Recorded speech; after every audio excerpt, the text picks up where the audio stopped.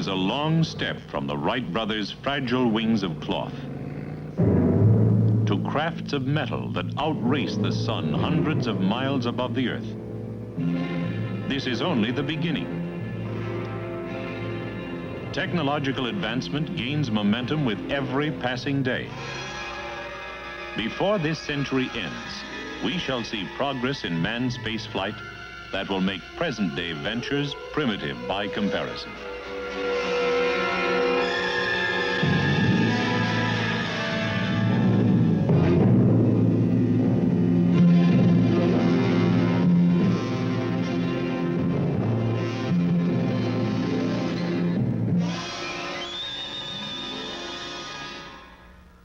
There are a great many things we would like to do with man in space.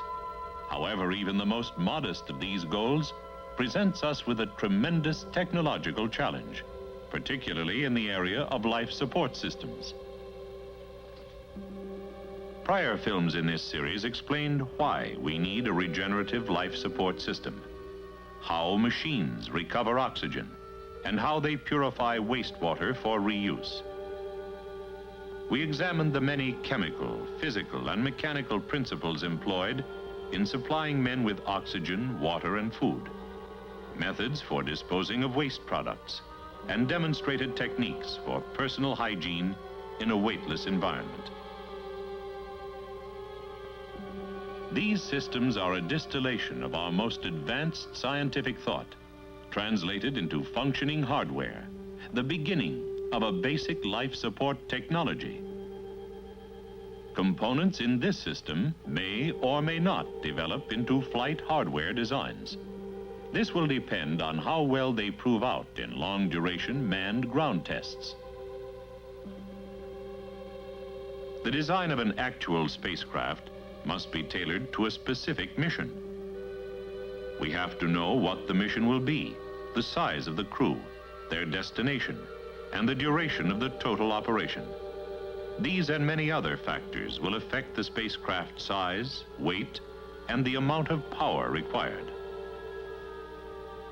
Even though the types of missions will vary greatly, there are conditions and constraints that are common to all manned operations. The weight we can lift into space is severely limited.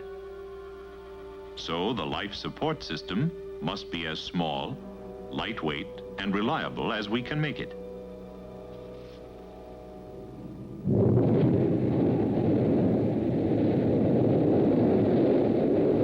We must also consider that everything, including man, must function in zero gravity. Weightlessness adds many design problems we have never faced before. The problem is complicated by the fact that it is extremely difficult to produce a truly weightless environment on Earth. Parabolic flights in a jet aircraft provide less than a minute of test time per maneuver. Research scientists have been able to extend test times by developing an underwater technique that, in some respects, simulates weightlessness.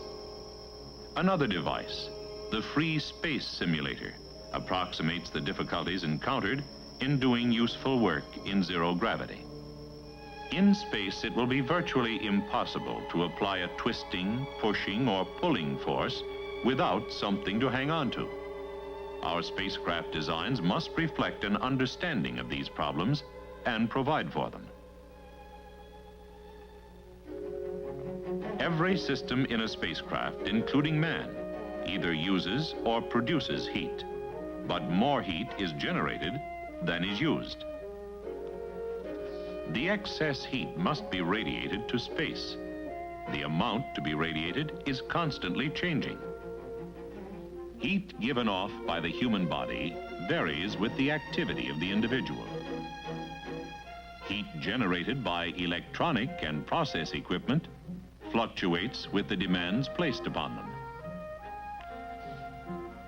A spacecraft in Earth orbit may pass in and out of sunlight and Earth shadow many times a day, exposing the cabin to constantly changing temperature extremes.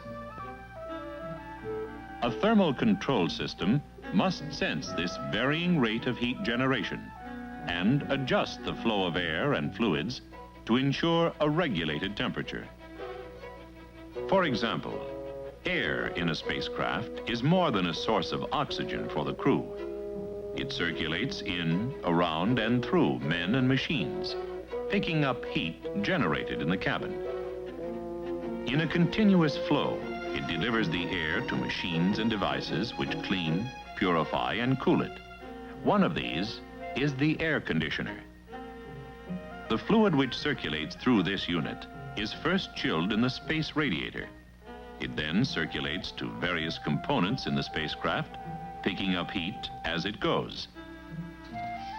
Chilling water for beverages, condensing water in numerous processes, cooling and dehumidifying the cabin air, cooling equipment, and finally, giving up its load of heat to space. In a spacecraft, we will be able to provide only a limited amount of electricity. Consequently, we must design each component to operate on a minimum of electrical power. In generating electricity, there will be a significant amount of waste heat at a temperature too low to produce electrical power efficiently. But it is hot enough to evaporate wastewater and to provide heat to many other life support processes. In this way, waste heat becomes useful heat that would otherwise have to be provided by electricity. In order to regulate the operation of all systems in a spacecraft, we must provide a reliable system of instruments and controls. Many of the controls will be automatic. Others will require manual operation. Status lights will indicate the general operating conditions of all systems. This will minimize the amount of attention the crew must devote to monitoring and control. In instances where fluctuations of a temperature, pressure, or process event are critical, a warning signal directs the attention of the crew to the trouble spot before it becomes a serious threat to their safety. Crew safety is all important.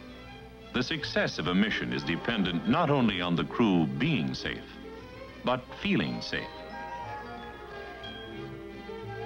Safety must be built into the life support system. Critical components will have backup units that can be switched into the line if needed. For example, in this prototype, the water recovery system has 2 distillation units. If one fails, the other can maintain the normal supply of drinking water and half of the wash water allotment. If both distillation units fail, an emergency unit using special filtration techniques will purify exhaled water vapor and perspiration condensed from the cabin air. Under these conditions, the crew will use water for drinking and food preparation only. Also, there will be an additional emergency supply of water. The oxygen recovery system has 2 reactors in case one fails. If both reactors fail, the poisonous carbon dioxide would be discharged overboard. The crew would then draw oxygen from an emergency supply while making repairs. In the case of serious atmospheric contamination or loss of pressure within the spacecraft, crewmen will get into their pressure suits and connect directly with the spacecraft's atmospheric control system. The suits are also equipped with their own cooling system, pressure, and oxygen supply, allowing the crew to work independently of the spacecraft life support system. Sustaining man in space for long periods of time presents enormous challenges to present-day technology. Many scientific and engineering disciplines are employed in making the most efficient use of every bit of energy, every cubic inch of space, and every ounce of weight. It is demanding a degree of reliability unparalleled in engineering experience. It is a challenge that accepts only the very best man has to offer in every known scientific discipline. Only through research with tools such as the regenerative life support system can we develop the technology needed to build the spacecraft which will carry man and his natural environment into the next era of exploration.